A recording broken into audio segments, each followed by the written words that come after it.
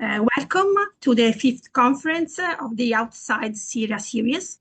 This is a cycle of meetings promoted and organized by SIRA, Internationalization Commission, conceived to encourage an exchange of perspectives, ideas, and experiences with international institutions working in the field of conservation and heritage preservation, with a view to creating synergies and future opportunities for collaboration with SIRA. SIRA is the Italian Society for Architectural Conservation. It is a scientific society founded in 2013, aimed at spreading and deepening the culture of conservation and preservation in Italy and around the world, with particular reference to the architectural and landscape heritage. It promotes the study and enhancement of heritage in the scientific, academic, and also civic and educational field. It is composed of university professors and researchers in the field of conservation and restoration, and it is open to Italian and foreign scholars and professionals with a recognized role in the field of conservation and protection of cultural landscape heritage. This is the fifth conference, which marks actually the end of the first cycle dedicated to advanced studies and research, and has as a guest institution the Getty Conservation Institute, represented today by Susan Macdonald. Susan Macdonald joined the Getty Conservation Institute in 2008 as head of the Buildings and Site Department, where she oversees over 20 projects that aim to advance conservation practice internationally, involving research, field projects, training, and dissemination activities. Susan has a Bachelor of Science in Architecture and Bachelor of Architecture from the University of Sydney, and a Master in Conservation Studies from the University of York with ICOMOS. And she is a certified practicing planner.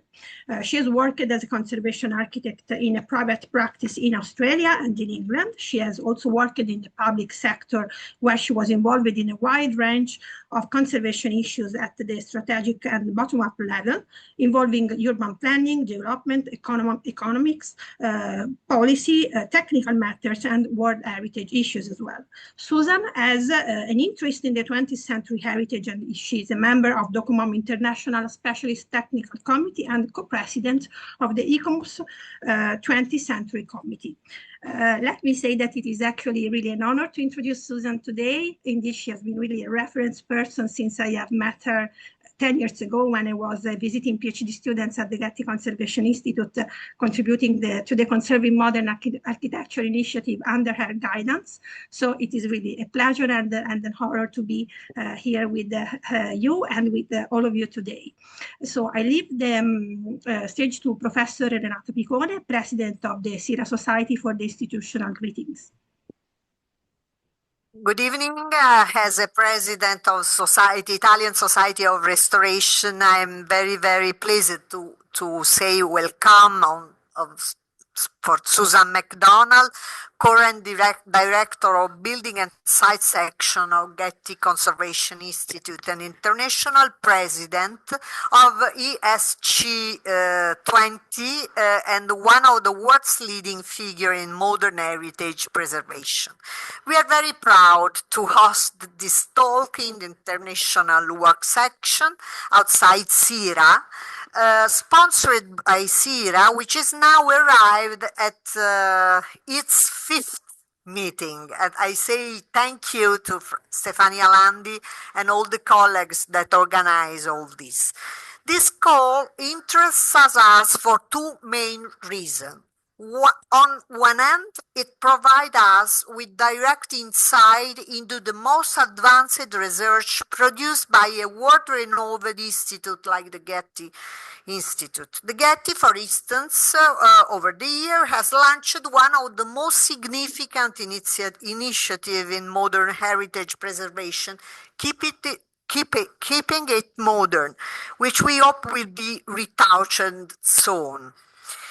On the other hand, we are very interested in exploring possibilities for dialogue and research exchanges with Getty between Italian and American scholars.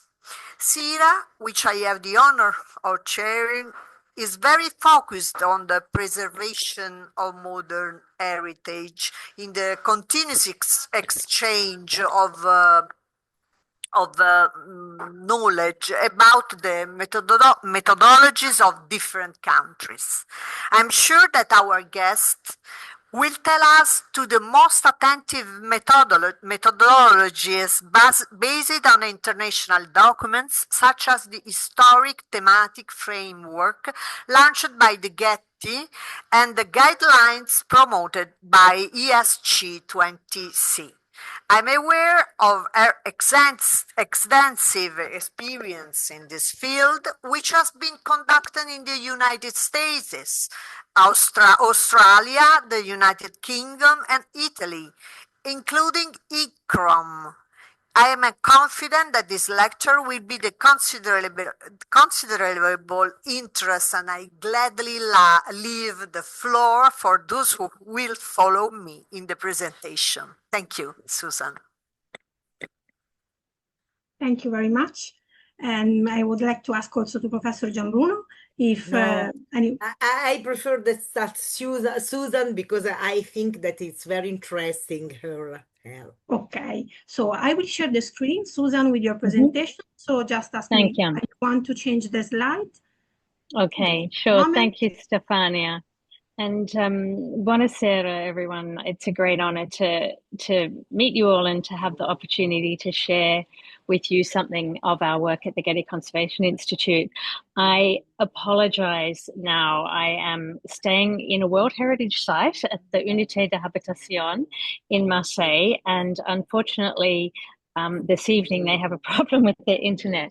So I'm doing this over the phone with help from Stefania, and I hope the connection will be okay. And I'm really sorry that didn't quite work the way it was meant to. I was looking forward to showing you my original hotel room. Stefania, if you want to just give me a buzz when it's 25, when I've been going for 25 minutes, just so that I make sure I keep to time. I will just tell you 2 minutes before, if you want. Okay. Yeah. Why don't you give me 5 minutes? Tell me 20 minutes. Fine. Okay. Good. Okay, thank you. And I can't believe that it's 10 years since I first met Stefania, and what a joy that's been. And I'm really glad that I'm still working with her in some of our work at the Getty, but also through her role as the Secretary General at the ISC 20 for ICOMOS. So I thought this evening I'll try and give you a bit of an overview of the work of my department generally, link it back to other bits of the Getty, and talk about a case study. And I apologize, there is a little bit of a background noise, so I hope it's not too interfering for you. Can I have the next slide, please, Stefania? No, okay. So next slide.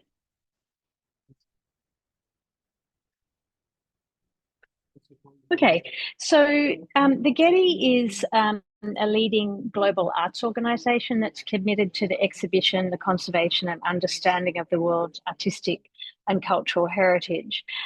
We are based in Los Angeles, and we have 4 program areas, which include our museums, of which we have 2 museums. The Villa, which holds our collection of antiquities, and our main campus on top of the hill, designed by Richard Meyer, which contains our decorative arts, photography, and the other program areas. We also have the Getty Research Institute, which is dedicated to the advancement of knowledge and understanding and research. And, oh, sorry, Stefania, can you progress the next slide, please? The Research Institute has a huge, one of the largest cultural libraries, cultural heritage libraries in the world, and it also has a scholars program. We also have our foundation, which is our philanthropic part of the Getty, and that provides funding for associated programs across our areas of interest. And then the Conservation Institute, where I work and where I'm going to focus this evening. Can I have the next slide, please? So the Conservation Institute, our mission is to work internationally to advance conservation practice. And we're renowned for our scientific research, our training, our field work, and the creation and dissemination of information. Next slide, please. We have 3 departments in the Conservation Institute, our collections department, which is looking at managing collections and the conservation of collections. We have the Buildings and Sites department where I work, and I'm going to focus on this evening. And we have a Department of Science, which really serves both other parts of the GCI and undertakes scientific research to advance conservation practice in collections and buildings and sites.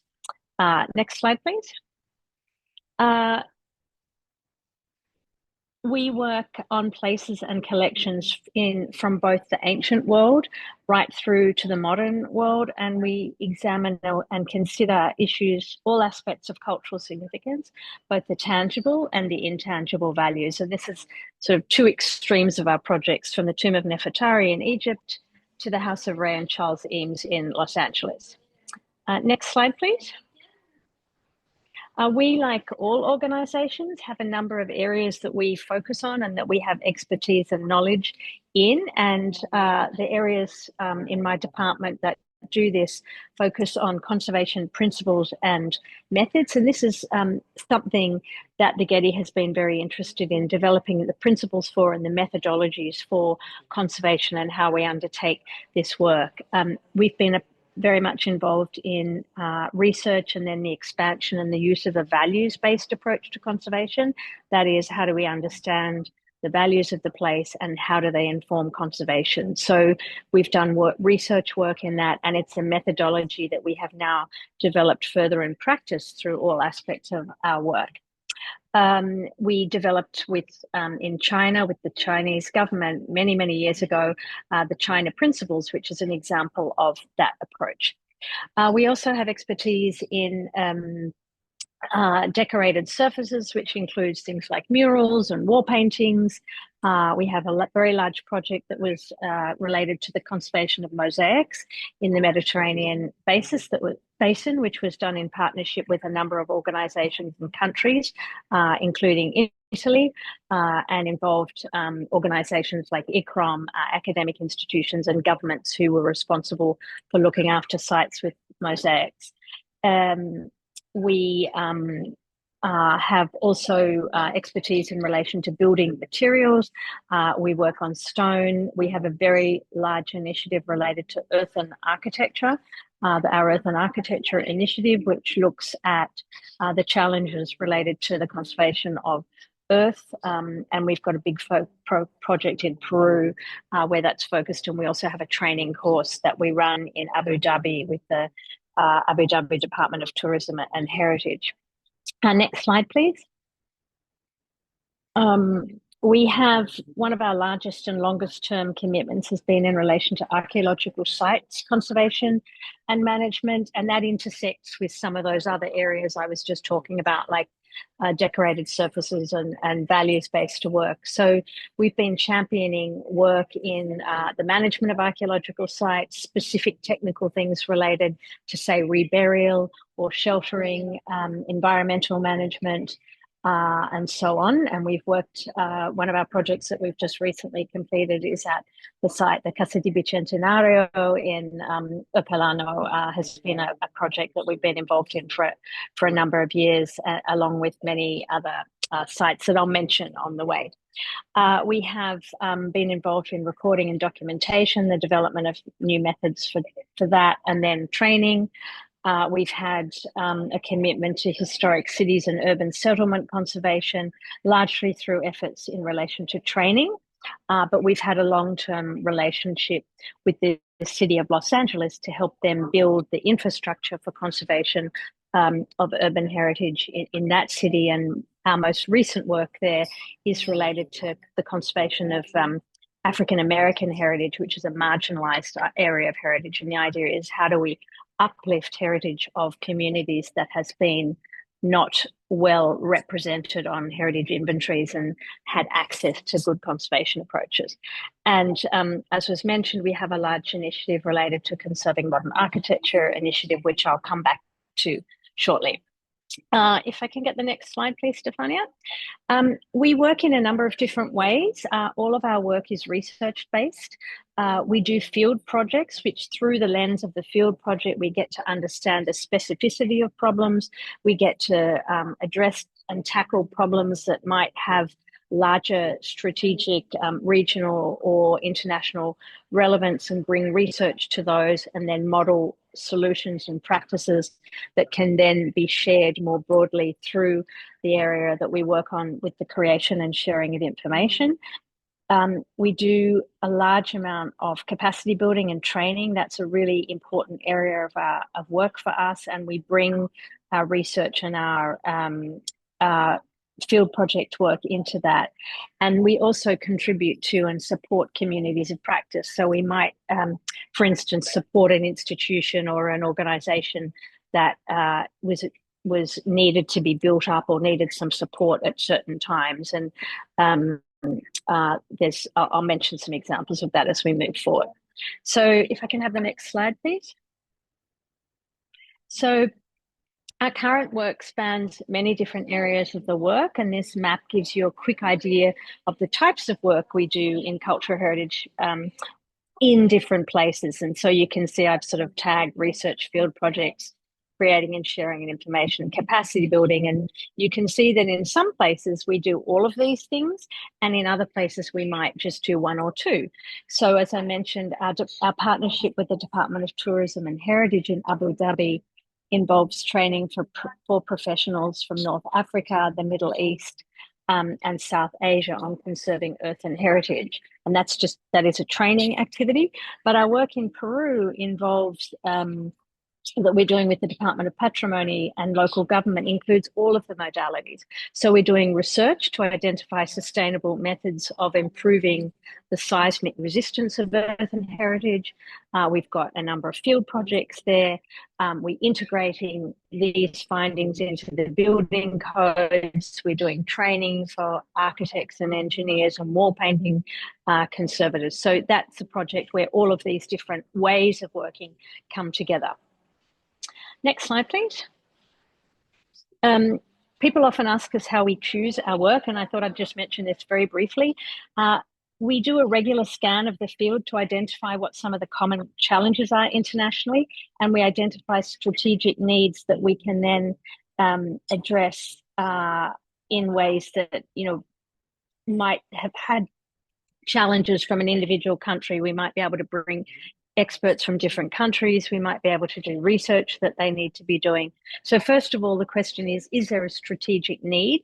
And is there across more than an individual site, so in a country or a region or internationally?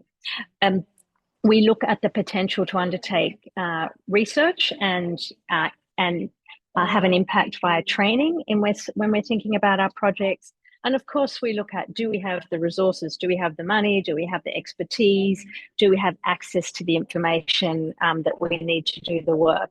And really importantly, do we have potential partners? And I'll come back to partners towards the end of this talk. But we do pretty much everything with partners because we have no authority or power in the places that we work. So we're always wanting to work with partners that are aligned with our values and interests and interested in doing this work with us to support their needs, but also are interested in the more strategic impact of that work. And then we're always looking for how could this work have impact, as I said, more nationally or globally, and then how might the work be, is it sustainable? We're not really interested in going in and doing one project and leaving again. What we're interested in is trying to sort of develop solutions and techniques and approaches that can have longer term impact and will help change and advance practice in the places that we're working. Next slide, please. Okay, so how do these projects arrive to us? Well, sometimes a country will come to us and say, could you help us address this particular problem? And then we'll run through our criteria. And that's happened in many places. For example, in Egypt, the Egyptian government contacted us many, many years ago to work there. And we determined whether it was going to be, it filled a strategic need, we could have a long-term impact, et cetera, et cetera. Sometimes a third party might seek us out, so another NGO or another type of organisation. So our work at Operano came to us through the Packard's associate organization that was working in Herculaneum and asked us if we could contribute to the scientific research that they wanted to do at the site. Sometimes we seek that out. So we might have decided that there's a strategic issue like seismic retrofitting of earthen buildings, and that's been identified as a need in the field. And we've been asked, we've thought that would be a good thing to get involved in. And then we will look for potential partners in places that we can advance that idea. And sometimes it's purely opportunistic. When we started the Conserving Modern Architecture Initiative, we had a public lecture program. And one day, some of the people from the Eames House came to that lecture. And as a result of that lecture program, they came to us afterwards and said, could you help us? We have a challenge and we'd love it if you could get involved and help us. And then we went through those criteria and we developed our partnership from there. Next slide, please. So how do we fund our projects? Well, as I said, it's always a partnership. Our money and what we bring to the projects is really more intellectual design and development and training and publications. And our implementations phase of the work is usually pretty small, our funding we bring to that, but we might bring more of the funding for the investigative stages and the development of the project. And then we might find a third party to help fund implementation, or we would rely on our partner on the ground to be implementing the work. And so typically the host country is funding the larger implementation of the work. So all our work in Peru, we've done a lot of the development work, we've done a lot of the testing, the investigation, but ultimately the realization of the implementation of the work for seismic retrofitting or conservation of a building would be coming from the Peruvian government. And then sometimes we have to look for money because that's really difficult for a country, particularly in the global south. They may not have the funds for that. So we might be looking for funding from other non-profits or other large funding institutions, something like the Ambassadors Fund in the US, which of course now is somewhat threatened. So that's sort of how that works. Okay, so next slide, please. So our projects tend to be very long-term. Our work in China, for example, lasted 30 years and started at a time when China was really building its approach to conservation, and its professional infrastructure for conservation was actually fairly undeveloped. But as our work together developed over the years and their capacity actually increased, our role declined significantly, and the sort of, we started bringing a lot, and it sort of eventually totally reversed that path. So over the years, we've sort of developed that work, and our role has shifted and changed as capacity and interest and ideas and the development of conservation emerged in China. Next slide, please.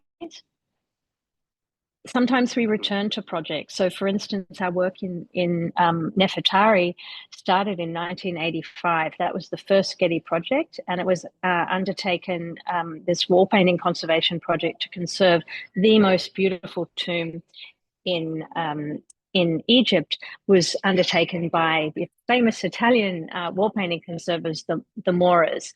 And that work was completed, and the Getty went away. And then back in around the early 2000s, the Egyptian government asked us to come back to look at the Valley of the Queens more broadly, and we did a lot of site conservation management planning, flood control, a whole lot of tourism management, visitor infrastructure planning for that, which sadly was interrupted by the Arab Spring.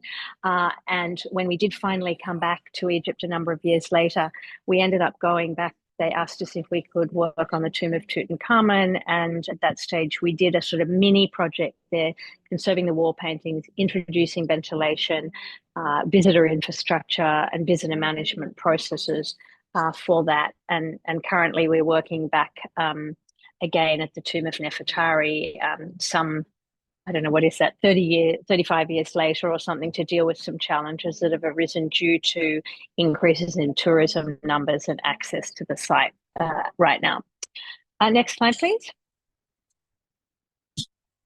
I thought I'd just briefly mention this project because sometimes things go wrong. We had a very large project in Bagan in Myanmar that was started in 2018, which was looking at this very huge site, a site on a dry plain next to the Irrawaddy River in Myanmar of 3,600 temples and stupas and monasteries. And our work there was to really help the Department of Archaeology and National Museum, which had been isolated from the world for many years because of the military regime, to look at a whole range of issues from general site management, retrofitting for repair of monuments because there'd been a large earthquake, dealing with mural paintings and other decorated images, recording and information management, really strong emphasis on training and building the infrastructure for the conservation sector in that country because they didn't have any university degrees or access to training. And then we had a field project on one specific site.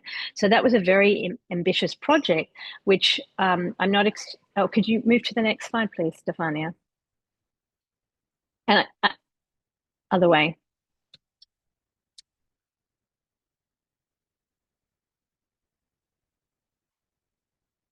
Yeah.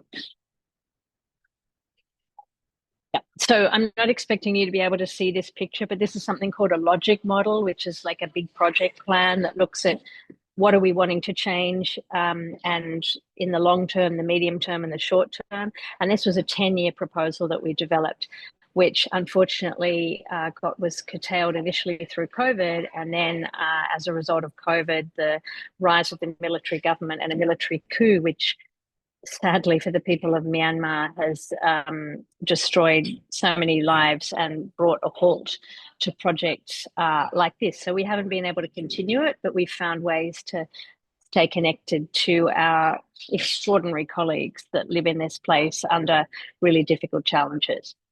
Next slide, please.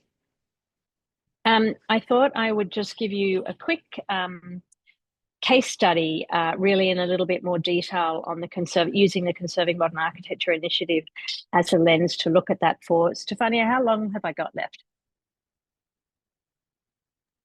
So you have exactly 6 minutes. 6 minutes, okay, I'll move very quickly. Okay, so the Conserving Modern Architecture was a very large initiative that we started back in 2012. Could I have the next slide, please? And this was in response to growing interest in this subject and a growing need. And we started this project in the way that we start many of our projects by doing our own research on what the needs of the field are. And then we convened a group of international experts to help us think about what are the current challenges to conserving modern architecture in 2012, what type of actions might be needed collectively or individually by organisations to advance this area of interest. We produced a research report which was up online, and from that we developed our own action plan to advance our work. So next slide, please.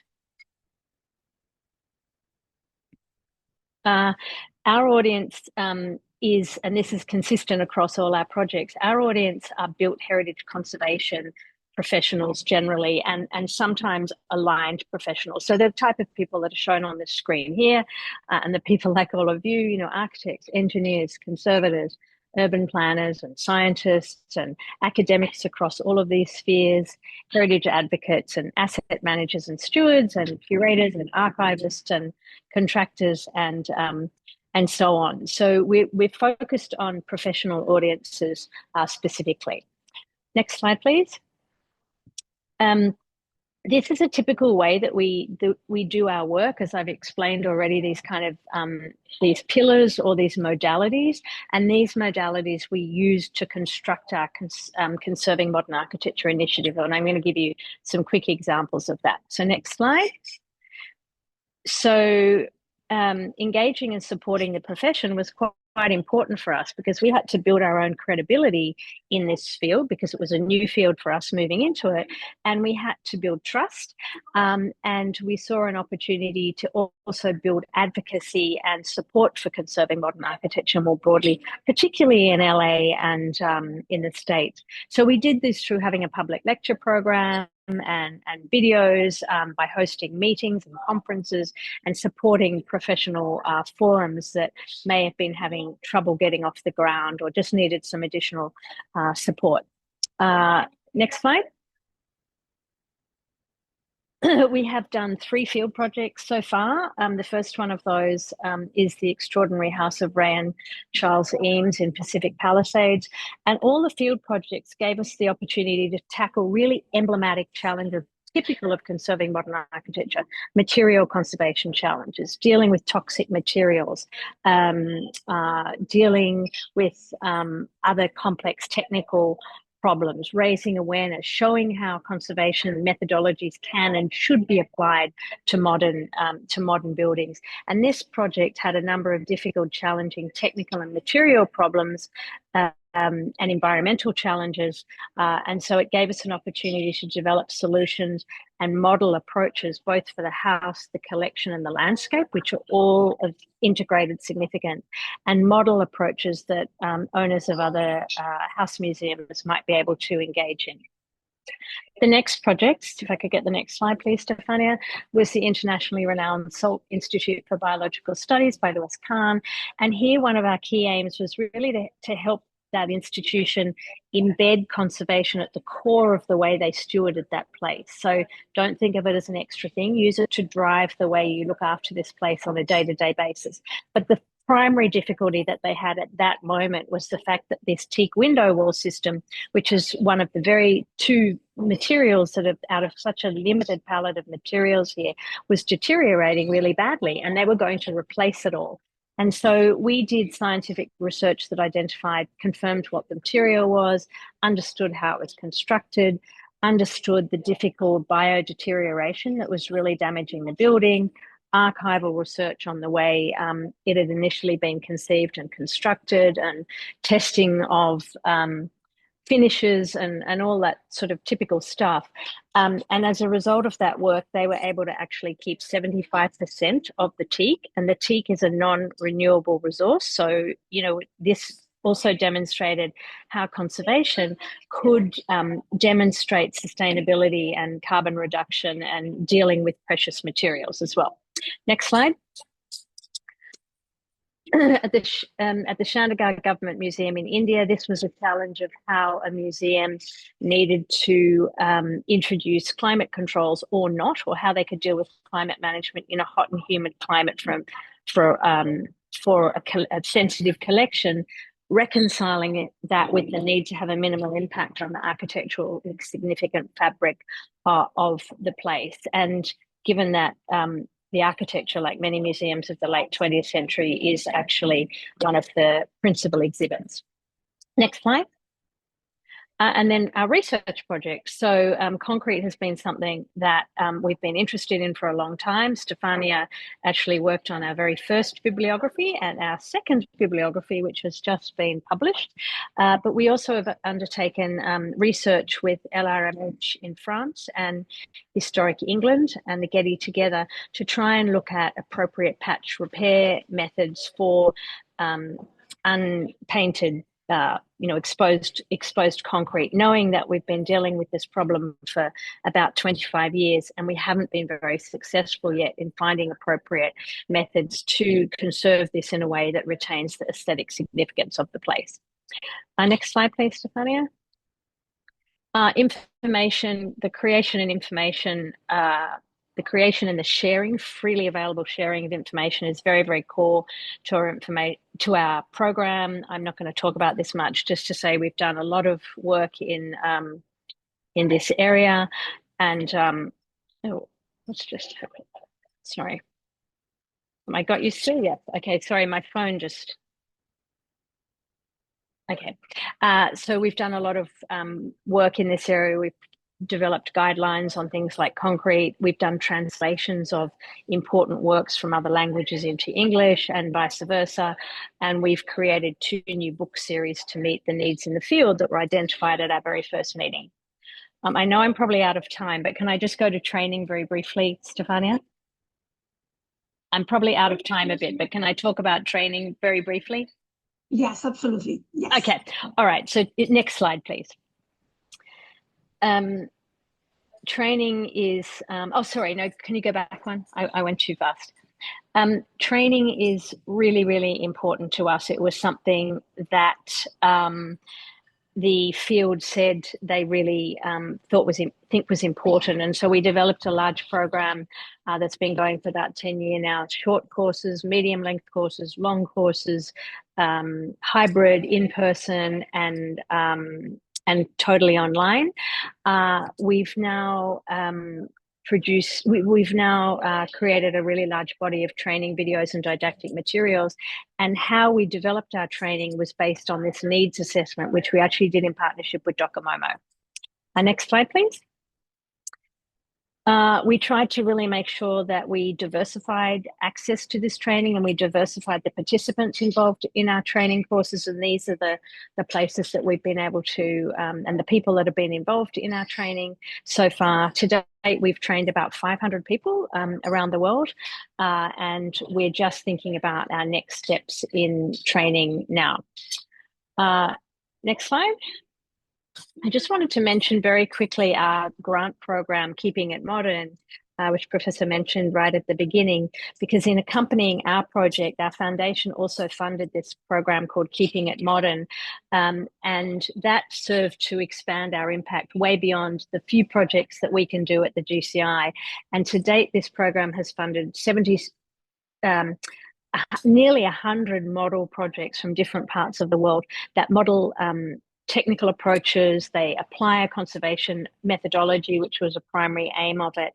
They've saved threatened buildings, and they've really been able to advance some of the scientific investigative work that was needed on projects that can be hard to fund. And then more recently, they funded the Conserving Black Modernism grants, which is for the work of Black architects in Los Angeles, in the USA, that have been largely unrecognized. Next slide, please. I mentioned partnerships at the beginning. So partnerships are absolutely core and fundamental to our work. They expand our reach. They leverage our impact. We learn from them.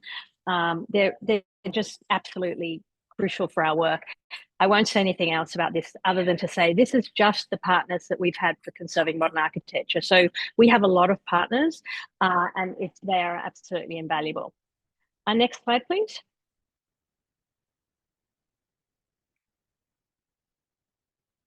So we've now done 10 years of our program, and we recently went through a formal evaluation, and it was determined by the formal evaluation that our work is valued. We are having an impact, we're making progress, and people are appreciative of our work.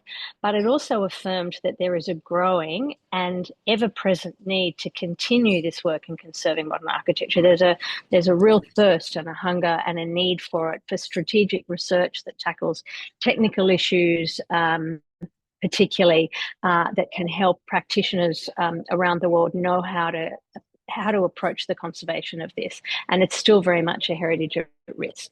Next slide. So for us, moving forward, what we are going to be doing is to really focusing in on some work in response to climate change and sustainability. How can we make modern heritage more resilient? But really importantly, how can conservation play a role in addressing sustainability needs, particularly carbon reduction for the built environment that's so important. We're also really keen on expanding understanding of modern heritage to embrace a wider and richer and more diverse regional expression, so that we're sort of focused less on the kind of the masters, and we're recognizing this full, rich and diverse range of modern heritage that exists internationally. Next slide.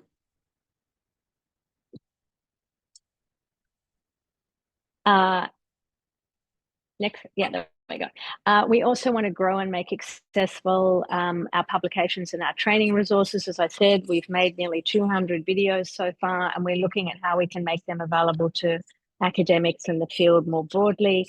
We want to do more of these sorts of publications that Stefania mentioned, which was a partnership with the ICOMOS ISC 20, the historic framework for 20th century heritage, which has now been we did it in 3 languages. It's about to be translated into Arabic. So how can we make all of our work available more broadly to multilingual audiences in different parts of the world? Next slide. We're also going to be expanding our training to some of the underserved regions of the world, of the global south particularly.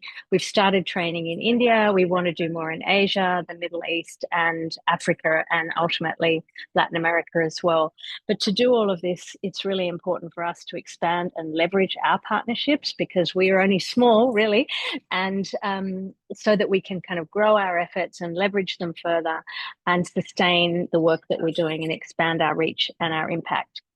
And given, next slide, please. I just wanted to finish on, because I know a lot of you are in academia, I did want to mention our graduate internships, which are for a 1-year paid graduate internship opportunities that we have, that are advertised in autumn each year, and the students find out whether they've been successful the following March. They start in September. And the way it works is that applicants apply for this program, and then we from our projects have to bid to have an intern. They're amazing opportunities. They get involved in every aspect of our work. They travel with us. They are really vital part of our community. We learn a lot from these students.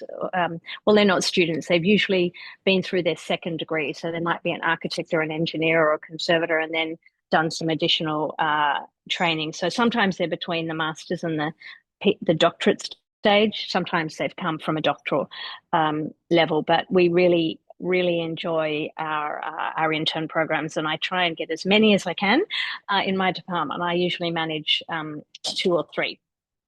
So next slide is my final one. And I just wanted to say thank you for this opportunity. I'm sorry I went over time, and I'm sorry it was probably really noisy at the beginning because the person next to me was on a video call. So I hope that wasn't too distracting for all of you. No, so thank absolutely. you, and I'm really happy to answer questions now. So.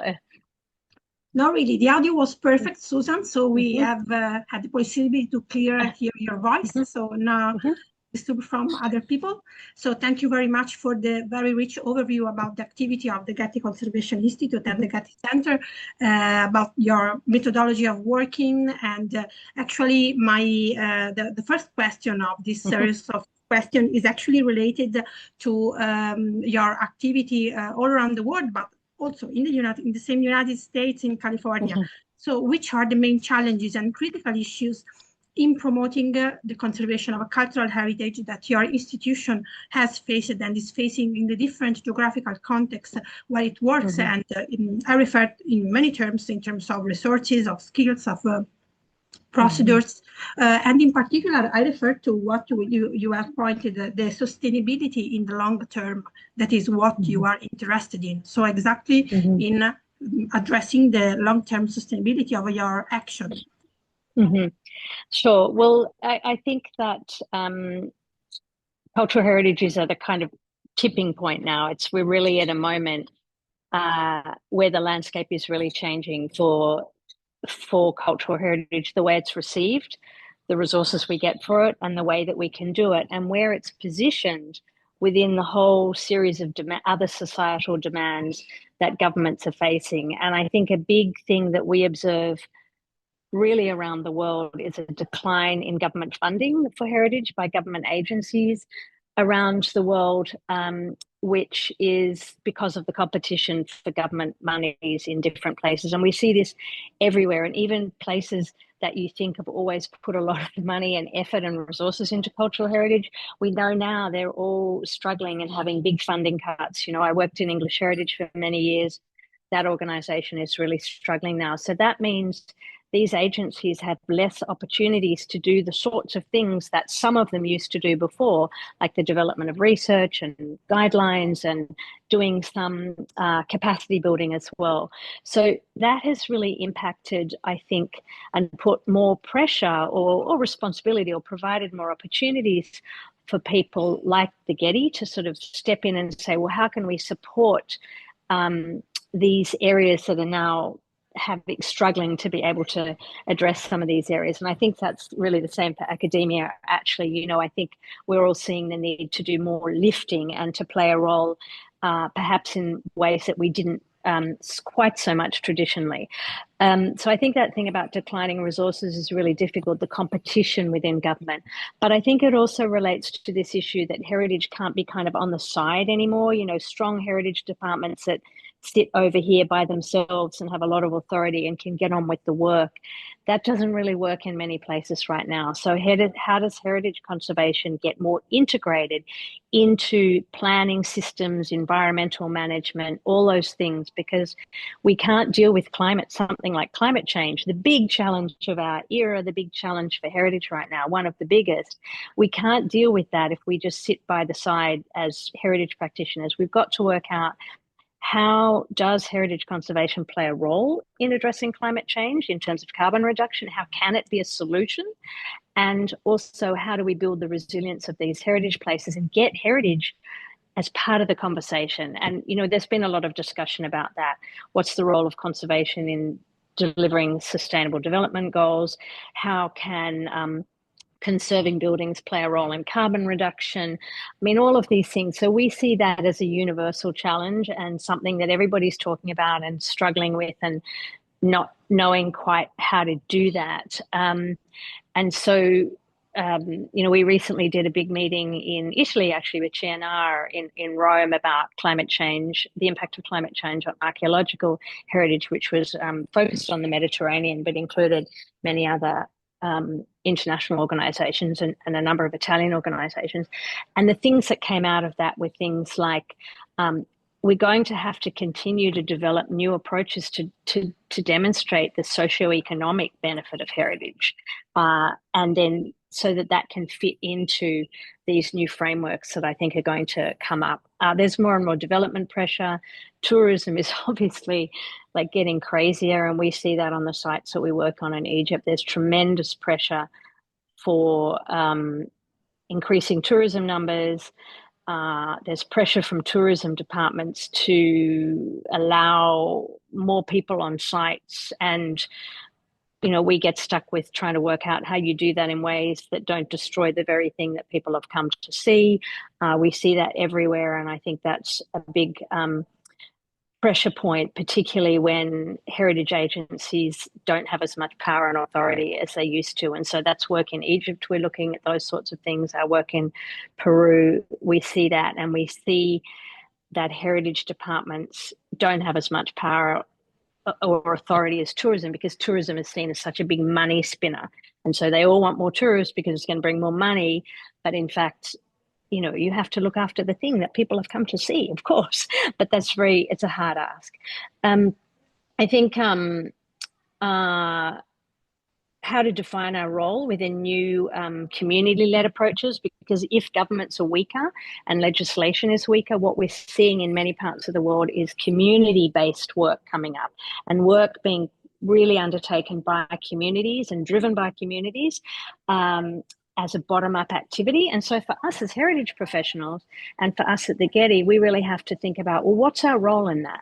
So, for instance, some work we're thinking about doing in rock art in Australia with Aboriginal communities, these Aboriginal stewards of these rock art sites, they are in the lead. And so what we typically do, our sort of scientific-based approach, they have to support them rather than us being, you know, in the role where we're normally leading the projects and consulting with Indigenous communities. We now need to replace ourselves to support the work that these Indigenous leaders and knowledge holders who have a huge amount of knowledge and experience in this, we need to sort of find our place in a different place and play a different role.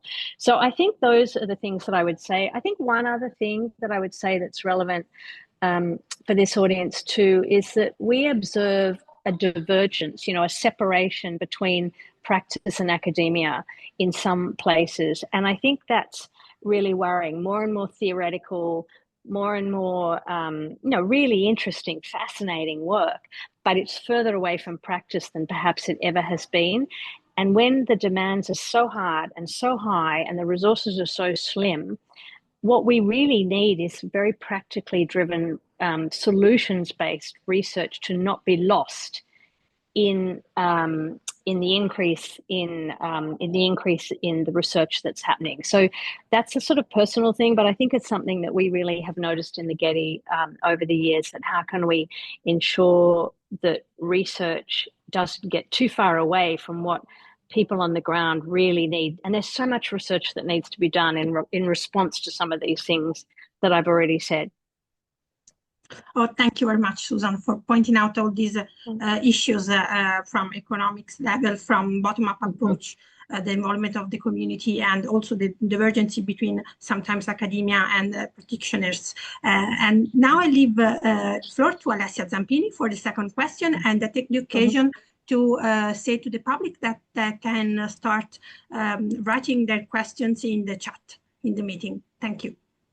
Yes, for me also, thank you from my side for the inspiring presentation. And I guess that you, let's say, in a way, almost answer to the next question, but I will try to go with you. I would like to go with you more in deep. And you mentioned several times the importance and the efforts of the Institute in developing new conservation principles and method, or really be up to date and understanding what's going on in different places all around the world, but also the importance of this capacity building or capacity development in some case. So probably from a, let's say, from an historical perspective, what do you think, how the role of the institution has evolved over the time according to this topic, and also according to the relationship with other international institutions? Yeah, I mean, I think we are pretty much in line with following the trends of contemporary practice in terms of those things that we need to do. And, you know, we really did do a lot of work on this values-based approach to conservation back in the 90s. But what we've realized over the years is that we just need to we needed to work out how to operationalize that. Like, how do we help people understand how to identify the values of heritage places? And I think, you know, 25 years ago, we talked about the values as being architectural or material and so on. Now, there is such a need to recognize social value, the intangible attributes of places as well as the intangible ones.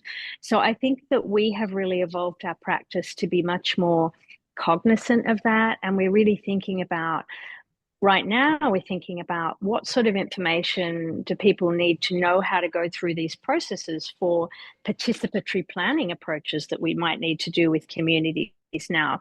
How do we bring that into the heritage sector in ways that helps hand over some of our power, if you like, to the communities that are doing this work, but provide some infrastructure for them. And I think that's something that we're seeing lots of other international organizations thinking about, and national ones, of course.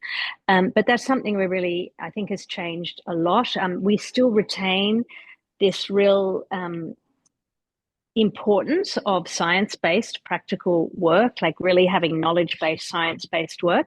But how do we bring in traditional knowledge systems? How do we, or sort of let the traditional knowledge systems lead and we support them, as I was just saying, instead of the other way round? So I think the other thing that we've really changed and recognized is that, you know, when we were working a long time ago, we might be working with the government partner and us.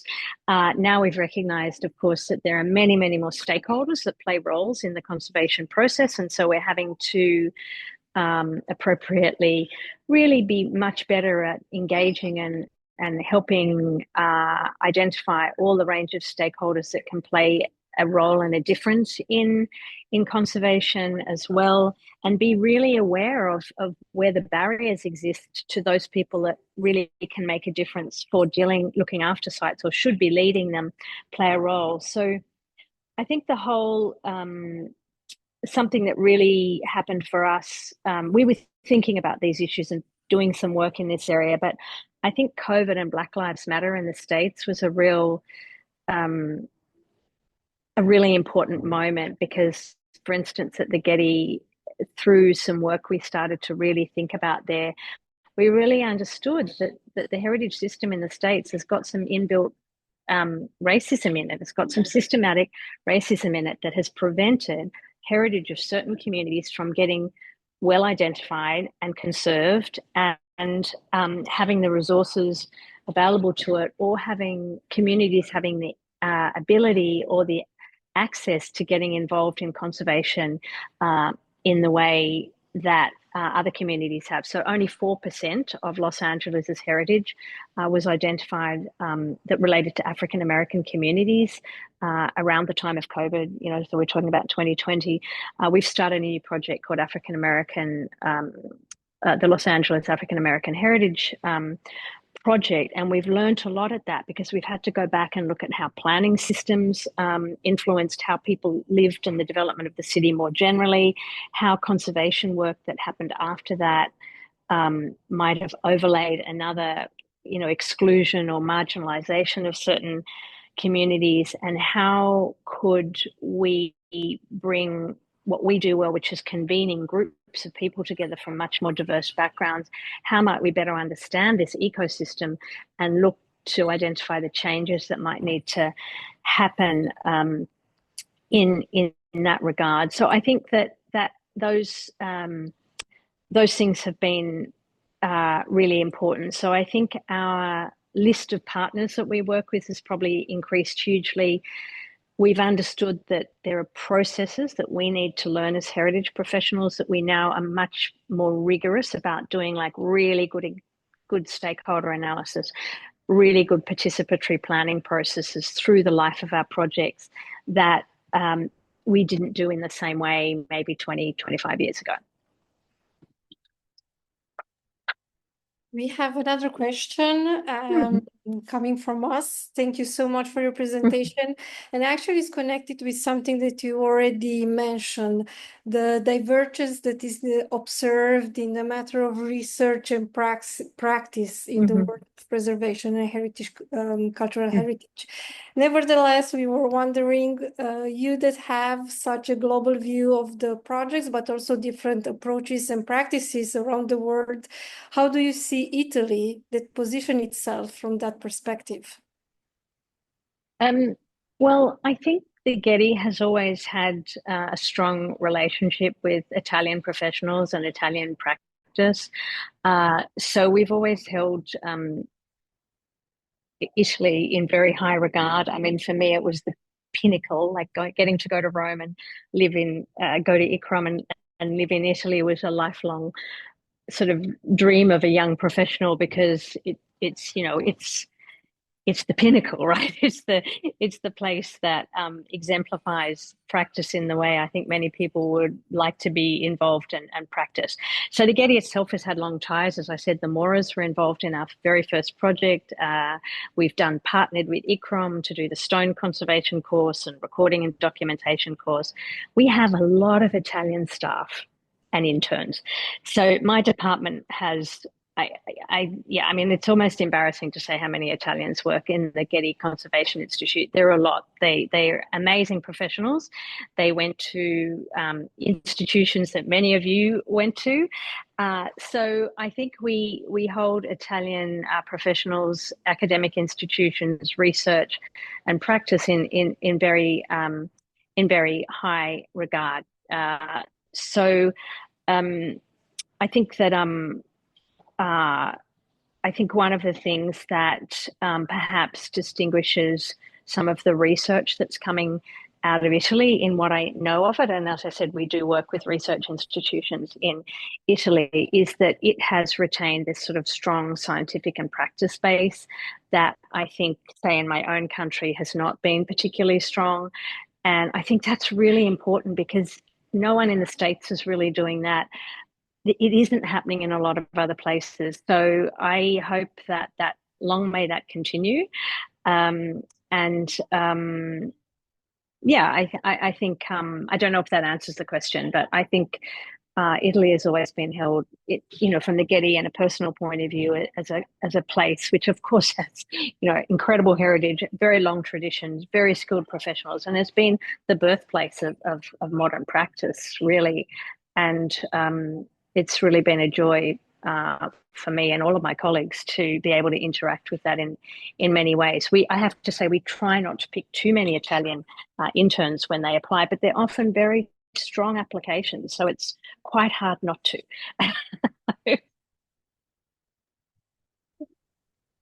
Thank you very much, Susan, also from side for your very important contribution and for explaining the great work of your institution. I want to ask another thing. As you know, SIRA is a scientific society, an Italian scientific society that keep together researchers, academic students, PhD students, and so on. And mainly, we are people that work in the field of the research and in the field of the training. In your opinion, what could be the contribution of SIRA that has an entire society in addressing also challenges that you are encountering as a foundation?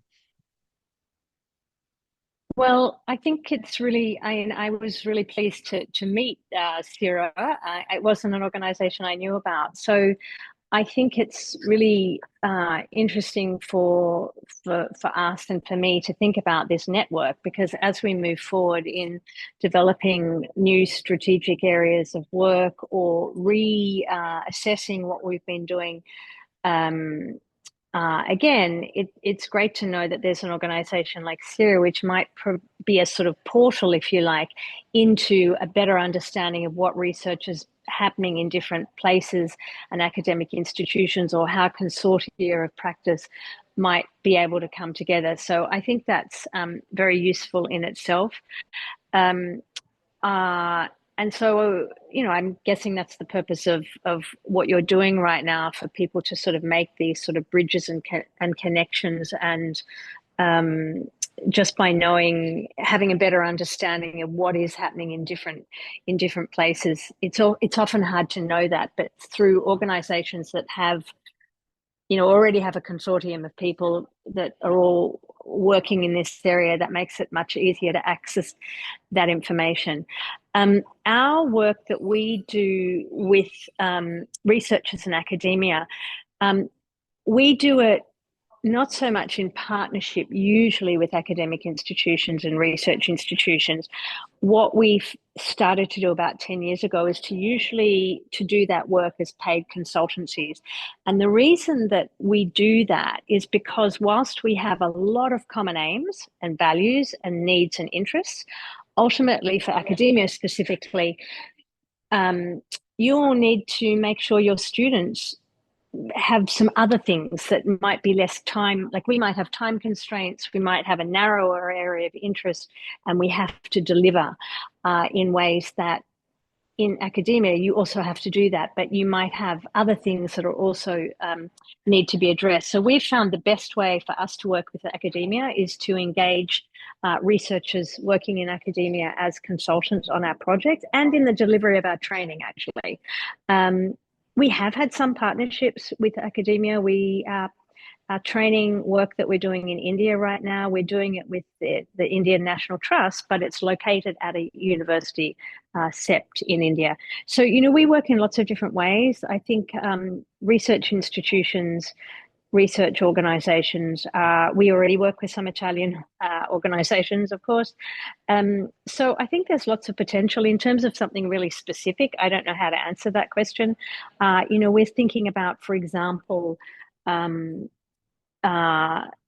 you know, one of the things that relates to historic concrete is the need to better understand penetrating hydrophobic treatments. And we know in Italy that there's been lots of work happening there. You know, that might be something that we would come and do some research and say, who is doing that work, the most interesting work in that way, who might be a good partner. So, you know, that's another connection. Our Built Heritage Research department in science is already working with some Italian institutions as well. So I think it's really about making the connections and knowing what's going on and starting to broker conversations. And then we have individuals that work with us. So, you know, as I said, Stefania is a great mate, to use an Australian term. We've worked with others from the Politecnico di Milano, and so we have personal connections through our existing consultancies, and of course, as I said, many of our staff are Italians as well. So, you know, I think often these things are opportunistic or just the beginning of conversation. So I'm really pleased to have had the opportunity to meet you all today, and that's a conduit for things in the future. So thank you very much, Susan. I have another curiosity. Then there is also a question from the chat. The curiosity is if you have in the Getty Institute any kind of program related to difficult heritage that now is a topic on which many of us are working on. And if also there will be a future for keeping it modern, or if it's definitely ended. I will answer your second question first, because sadly keeping it modern is finished. The last 2 years of that program is dedicated to the conserving Black modernism work. So they're not going to be extending the Keeping It Modern program, which of course personally I'm very sad about, because it gave us an opportunity to meet so many amazing professionals from around the world working in this space. So, and also just see incredible projects to learn so much. It was fantastic. The primary motivation for that was to really kickstart enough projects around the world that would employ, a conservation methodology well. And after 77 projects, our foundation felt that they may have achieved that. So they're moving on to other things. But I will tell you, one thing they are thinking about is looking at a program that looks at climate change responses to archaeological sites. So stay tuned for that. So the first question, now I've forgotten what it was. About difficult heritage, if difficult there are heritage, studies, programs. Yes, difficult heritage. Difficult heritage is something that we are interested in it. We're not doing any projects specifically on that right now, except through our African American Heritage Project in Los Angeles. There we confront difficult heritages because of they might be places of persecution before or places of community struggle. So we are interacting with communities that are dealing with places of past challenge. However, I will say that as I mentioned before, one of the things that we're quite interested in at the moment, and it came out of our modern heritage work, is this understanding of social significance. And I would put difficult heritage, the values associated with difficult heritage, I would put as social values, because they are values that a community holds that might be intangible associations and meanings associated with a place, and we would categorize those, whether they're good or bad, as social significance. And one of the things that we know is that we've all been talking about social significance quite a lot over the last few years, but we're not very good at identifying it, and we're not very good at knowing how to conserve it. And so one thing that I think we're quite interested in is developing further some methodologies and approaches and processes that might be useful for people that are dealing with different aspects of social significance, so that there's some tools available for that, because it is an area of practice that people are very interested in right now. It's really challenging work. I've been connected with some of that work through working with Indigenous communities in Australia, and it's really important work. But the thing that's so interesting about it is that it can really connect people and places through living memory as well. And I think we're not so good at it yet. So we are interested in that area of practice and work that is happening in that area. Thank you. Thank you so much. Actually, we have one testimony in the chat from one of our PhD students from Milan, from Politecnico di Milan, Anna Turina, which spoke highly about the experience that she had at the Getty Conservation Institute at the Pagan project, and she attended the last 2025 training course on earth architecture conservation, which she says really brought more skills. Good. Through conversation with participants, researchers, and other professionals at the course, I've realized there is a significant need to address the environmental impact of processes and products used at conservation sites towards decarbonization. I'm trying to advance innovation and critics in the sector. So here comes the question. From Anna's side, is the Getty considering introducing deeper discussions or future projects focused on greener methodologies in conservation? Thank you, Anna. Yes, is the answer to that. We've just been through a strategic planning process where we're looking at the strategic plan for the GCI for the next 5+ years. And this question was one that came up. All the things that we've just talked about are things that have come up a lot. And so we're looking at that in a number of different ways. Our modern project is thinking about how do we look at the need for carbon reduction and how does modern heritage play a role in that. But we're also thinking about how might specific treatments, greener treatments, answer some of these questions. So we've been doing work, our Built Heritage Research team is looking at work on bio methods for stone conservation that can provide greener solutions. Our collections department is very interested in this. And then we're really questioning actually as well a whole range of things just operationally about how we work and what we could do differently or better ourselves just from an operational point of view, because we're an international organization. You know, we're flying all around the world, we're doing international convenings of people, and you know, are all of these approaches just to the way we work even appropriate now when we have to think about these big questions? But I can't answer specific actions yet because we've just launched this research related to climate, earth and architecture as well. You know, framing the conservation of earth and architecture as meeting sustainability, sustainable development goals is something that we're thinking about. But we need actually to have more data and more evidence to be able to demonstrate this sometimes, because it's very easy to say things like, oh, the greenest building is the one that's already built.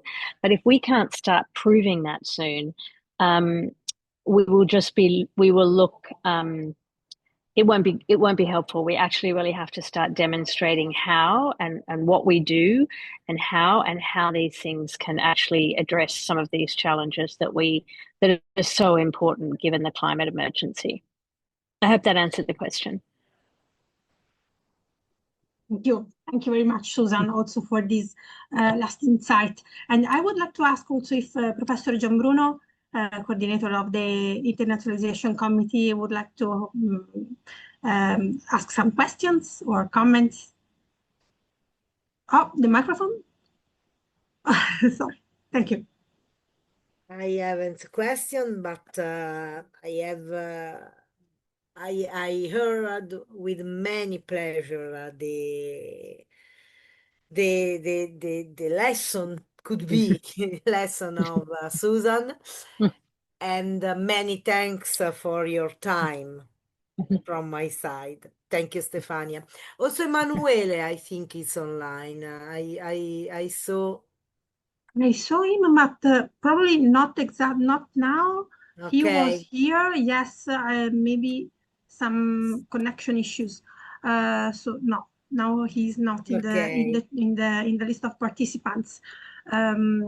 So thank you also on my part, Susan. It was really a pleasure to have you here today with us, presenting the wide range of activities and projects and topics addressed by the Getty Conservation Institute over time. So with an overview over the entire life of the Getty Conservation Institute, it was really, really deeply interesting, and all the focus on the main issues and the way of working with different kind of institutions and challenges in all around the world. It has been really a huge opportunity for us to be able to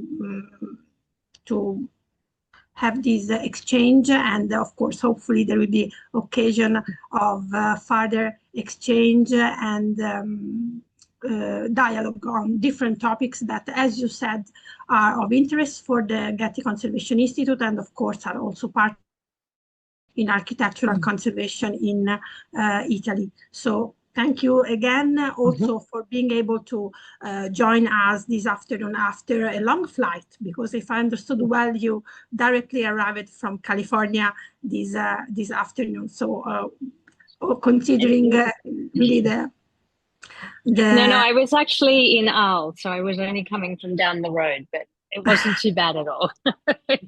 Okay. And after, again, thanking Susan, I would like to underline, to ask my colleagues, Sonia, Oana, Alessia, and Professor Gianbruno, since this is the last interview of the first cycle, if we want to close somehow with some focus on the topics that have been protagonists of our interviews during the first cycle. So thank you very much, Stefania. So also for our audience, we inform that this is the last communication of the first cycle. We are very happy to have had so much guests, so important and so meaningful about the contents, suggestions, and also thanks for sharing your experiences and all your reflection. We are very happy about all these interviews. That will be able we need some time to adjust the edit, but you will be able to hear the registration that we have had, and so we will be back in September with the second cycle. We are working on. We are discussing about the future guest, and so also thank you, Susan, for having closed this for us first experience about this that at the beginning it was a great challenge, but we are very happy about the response and also the results. Many thanks to everyone. I will add just that the guest, the public, and also the future online public can get in contact with Susan and know more about what the Getty Conservation Institute and the Getty Center do, the activities through the website and also through the social media, Facebook, YouTube, LinkedIn.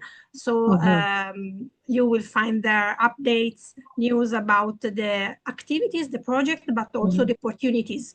Susan has recalled the internship for postgraduate interns, but also, of course, the other opportunities for scholars. So I think depending on the level in the age and career, there are different opportunities, and we hope actually that this series of interviews can offer also this opportunity to present and to understand which may be opportunities to go around the world and to get skills in the different aspects of heritage conservation. So thank you again very much, Susan. Thank you for all the participants. And thank you. We have actually ended quite in time. Thank you again for your time. And of course, we hope to be in contact soon on multiple projects and initiatives. Thank you. Thank you. Thank you very much. Thank you, Stefania. Susan. Thank you. And by the way, we have one open job position right now for somebody working on archaeological site conservation. So it's still open if anyone's in the right, has those qualifications. We'd love an application from you. And can I just apologize again for my awkward situation today? So I'm sorry about that. No, it was very noisy and awkward. Susan. Yeah, and I'm sitting in the sun's just perfect. Coming in. No problem at all. It was really perfect, the audio, so just difficult, for you because of the different voices and so on. But for us, it was really perfect, the audio. Good. So no problem at all. So okay, all right. Bye. Thank you very much, everyone. Have a nice day. Thanks Bye. again. Bye. Thank you very much. See you soon. Bye. Bye. Ciao. Bye to everyone.